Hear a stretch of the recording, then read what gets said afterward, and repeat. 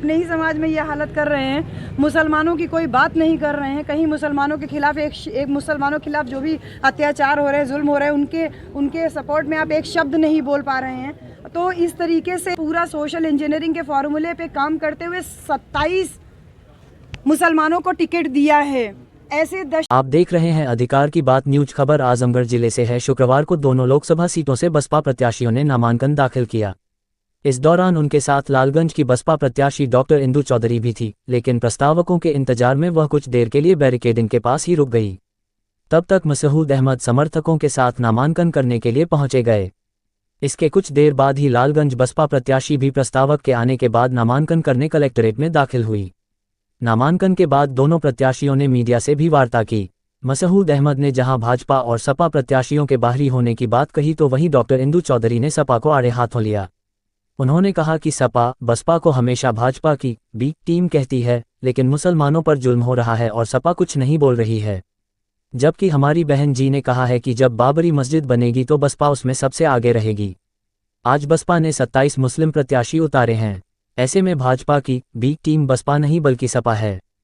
आप कितने सीटों में पर्चा दाखिल किए हैं और आगे चुनावी रणनीति है? आजमगढ़ सदर लोकसभा से पर्चा दाखिल किया है।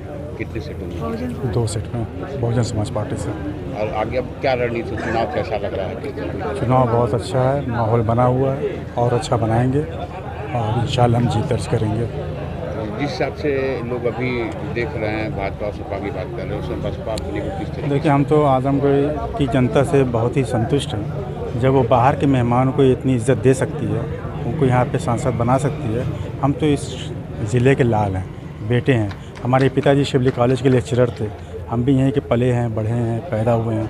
हमें ये पूरी उम्मीद है कि जिस तरह से बाहर के लोगों को इज़्ज़त और सम्मान दे के पार्लियामेंट भेज सकते हैं, तो आजमगढ़ जनता हमको भी जो है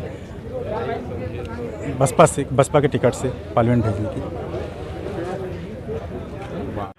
2 सेट में दाखिल किया है नाम। जीत की क्या रणनीति है? जीत की क्या रणनीति है? जो जनता का लोकप्रिय सांसद होने जा रहा है, तो जीत की जीत है, क्योंकि जनता का बहुत प्यार और सम्मान मिल रहा है। उसी से पूरा आशा है कि ये जनता, क्योंकि चुनाव लड़ रही है, तो आशा पूरी है कि ये चुनाव हम ही जीतेंगे। समाजवादी पार्टी कह रही है कि बसपा भाजपा की बी टीम के रूप में काम कर रही है।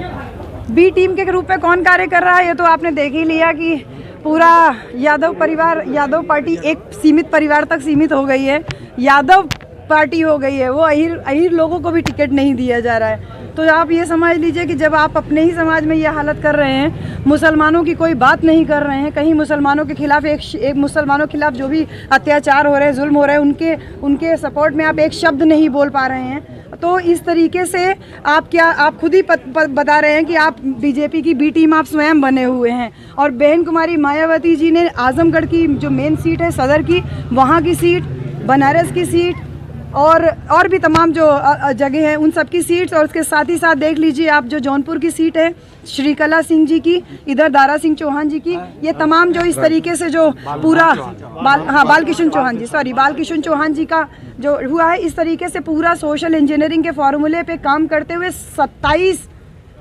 मुसलमानों को टिकट दिया है।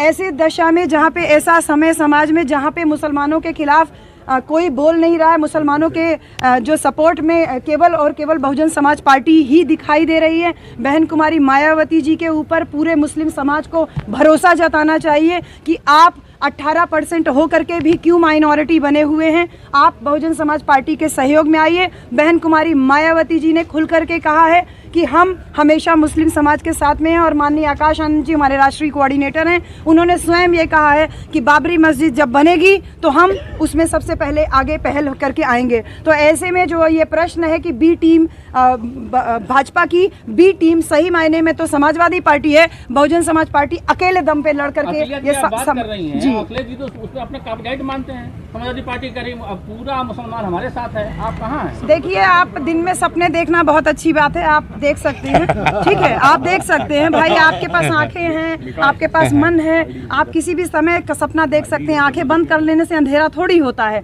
हकीकत दुनिया के सामने है। पीडीए का नारा देने वालों ने एक भी मुसलमान को राज्यसभा भेजने का साहस नहीं किया। बहन जी ने दानिश अली जी को भेजा, इसके पहले और भी तमाम जो मुस्लिम लीडर्स हैं, हाँ, सालिम अंसारी जी को भेजा, नहीं अभी रिसेंटली मुनकाद अली साहब को, मुनकाद अली साहब को भेजा। अगर समाजवादी पार्टी ये दावा करती है कि वो उन्होंने रजिस्ट्री कराई हुई है मुसलमानों के नाम से उनके वोट की, तो वो बहुत बड़ी गलतफहमी में, और इस बार 2024 के इलेक्शन में मुसलमान समाज बहुजन समाज पार्टी को वोट करके इसको साबित कर देगा। लालगंज में डीएम फार्मूला रहेगा, दलित मुस्लिम फार्मूला नहीं, केवल दलित मुस्लिम फार्मूला नहीं रहेगा। बहन कुमारी मायावती जी के नीचे सर्वजन हिताय की नीति है, तो न केवल मुसलमान बल्कि सर्व समाज बहन कुमारी मायावती जी के शासनकाल को याद कर रहा है। हम लोग चौराहे सट्टी पे पैदल मार्च कर रहे हैं, गांव में लोगों से संपर्क कर रहे हैं, शहर में लोगों से संपर्क कर रहे हैं, सभी लोग यही कह रहे हैं कि बहन जी का शासन ऐसा था, स्वास्थ्य, शिक्षा, सुरक्षा सब एकदम दुरुस्त थी, और वही बहन कुमारी मायावती जी का शासनकाल जो है देश में आना चाहिए, शासन देश में आना चाहिए, जिस तरीके से उत्तर प्रदेश में बहन जी ने शासन किया। लड़ाई किससे, सपा या भाजपा, किससे? भाजपा से सीधी लड़ाई है, आप सामने देख लीजिए जी। सपा लड़ाई में कहीं पे भी नहीं है। ठीक, चलिए, थैंक यू।